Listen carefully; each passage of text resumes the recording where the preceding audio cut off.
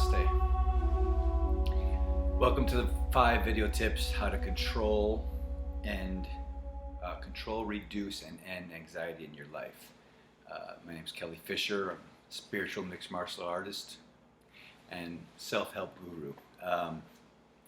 I say that in jest, but my goal really is to help people get in control of their thought process again, to control, reduce, and end anxiety. Those are the 3 components of the 5 tips I'm going to give you. We're going to start with number 1. Now, I want you to remember also that these tips are an outline of what you need to get in control of. It sometimes takes a lifetime worth of work. It's worth it. Sometimes you get these big ahas where things change for you instantly.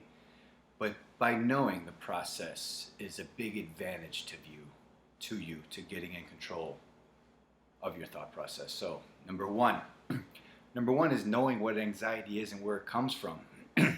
So if your physical body is here and your thought process is here, that gap between the two is what people call anxiety.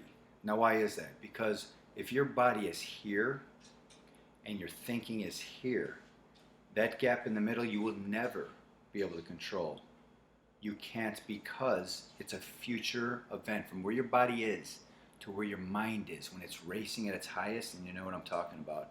That gap between the two, you feel out of control. You feel those anxious thoughts because you could never control a future event from where you're at to where you're thinking. You could never control that. So in my teaching, first of all, number 1 tip is knowing what anxiety is. And there's semantics of different levels of anxiety. Everything is by degree, but knowing that where you're at and where you're thinking, the key to anxiety is closing that gap so you can become now and do everything from now. Tip number 1, knowing what anxiety is, that gap, understanding it, and that you have to close it. That's the only way you can control it. Tip number 2 is control. Remember, control, reduce, and end. Yes, we end anxiety. Control is tip number 2. Control starts with the breath work. It does not. Control does not start with a thought process that is out of control to begin with. Remember that gap. Your thought process is out of control if you feel anxious thoughts in the body. So you can't control and shorten that gap with your mind, because that is the broken tool. It's like taking a screwdriver and trying to fix this broken screwdriver with this broken screwdriver. Your conscious mind is the part that's out of control, so you can't think it. In other words, you can't go, I'm just going to think positive thoughts, I'm going to slow everything down. That's the part that's out of control. You can't start with the thought process. So what do you have to start with? You have to start with the breath work. Life breath, they call it life breath for a reason. You have to start with the breathing. If you just took 3 deep breaths, as deep as you could, and held them for as long as you could, you would be amazed at how everything slowed down in your life. And this is the trick to it. This is one of the keys. This is number 2, is control, reduce, and control we're on. Remember, control. You can't control it with your thoughts. You control it with the breath work by slowing everything down, and then the body work. Visually, physically, shutting every muscle off from head to toe. And once you get the hang of this, it's a much quicker process, but I want you to get this stuff. You slow everything down with the breath work. 3 deep breaths, and I mean as deep as you can, to really let go. Then a white light healing technique from the head to the toe, where you literally let go of physical tension in the body. And when you shut that off, you have to understand that anxious thoughts, it's called what I call the anxiety circle. Anxious thoughts have to dump it in the body. Body gets tension, dumps it back into the mind. And it races so fast that this is what people call anxiety attack. They think it's attacking them, but it's not. It's your thought process out of control. So, physical breath work, physical body work, letting go, and then the mental work virtually takes care of itself, because we break that anxiety circle Once the breath slows down and the body shuts off, the mind has nowhere to dump anxious thoughts in the body, and you're not thinking about future anymore. You're slowing everything down, and there's a ton of mental work you could do after that, but for these purposes, you don't even need it. Just the breath work and the muscle relaxation alone virtually end your anxiety, if not can slow it down. Remember, we're on the control part. So, number one, knowing what anxiety is, where it comes from. Number two, controlling it, breath, body, slow everything down, break that anxiety circle. Number three, reduce. How do we, once we get in control of it, we know where it is, we're in control of it. Now, how do we reduce it? Meaning, like in everyday life, you want to think of your thought process instead of being in the future somewhere or past. What I call L-shaped technique. So to reduce the anxious thoughts, once you get in control of the physical body, you want to think of the L shape, meaning your thoughts are now coming down through you instead of projected out past or present and out into your daily life. So your physical body becomes a conduit by relaxing it, by slowing the breath work down, by getting your mind at ease. Your body becomes a conduit, so now you're not off in the past or fearful of the future. Your L-shaped technique is bringing down and out. The crux of down and out is you, where you're sitting physically in the universe right now. Again, that's bringing it to now. L-shaped technique. How to reduce it.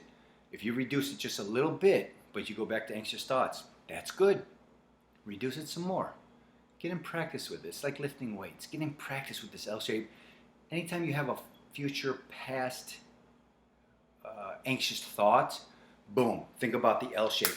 You bring it down, you center yourself, you do the breath work, you do the relaxation, you center it, your L shape. Now you're bringing out into the world from your own creative thought process, not from things that are going on around you. So control, reduce with the L shape, and then of course we get to end anxiety. I call it the fork in the road technique. One of the best examples I know of, Jerry and Esther Hicks, Abraham, I hope you're familiar with. Jerry tells a story where he's sitting around a campfire and he has a beautiful new cashmere sweater on, and the pachinko log, as Esther calls it, is firing up sparks, a lot of sparks. And one of the sparks pops up and lands on Jerry's sweater, his new cashmere sweater. He looks down and flicks it off. No harm, no foul. If that flame from that log popped up on there and he looked at it, a few minutes he would have been emblazed in fire. So, just like the thought process, what I call the fork in the road technique. Remember, control, reduce, end. We're at the end part. You end anxiety by, as soon as that lands on you, as soon as that thought, you're at the fork in the road, meaning you're not going down that wrong path of thinking.